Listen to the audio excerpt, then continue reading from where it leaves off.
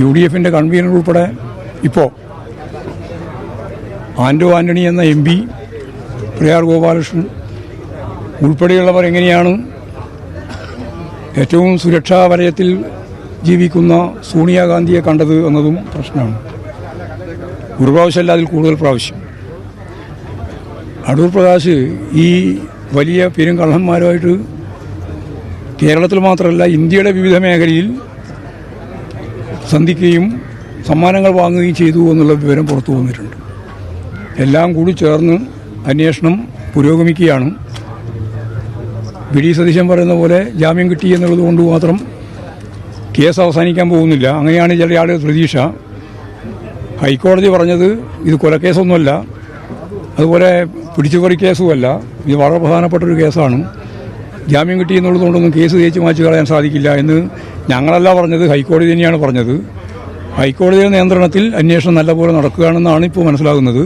അതിൻ്റെ ഭാഗമായിട്ടാണ് UDFിൻ്റെ കൺവീനർ ഇപ്പോഴും ചോദ്യം ചെയ്യപ്പെടുന്നതിന് വിധേയമാകുന്നത്. അങ്ങനെയല്ലാണ്ട് വേറെ എങ്ങനെയാ പ്രതികരിക്കുക? അങ്ങനെയല്ലാണ്ട് പിന്നെ എങ്ങനെയാ പ്രതികരിക്കുക? SIT വിശ്വാസമില്ല. ഇപ്പല്ലേ ഇപ്പോഴേ വിശ്വാസം പറഞ്ഞത്. ഞങ്ങൾക്ക് അന്നും വിശ്വാസമുണ്ട്, ഇപ്പോഴും വിശ്വാസമുണ്ട്. ശരി, അത് മതി.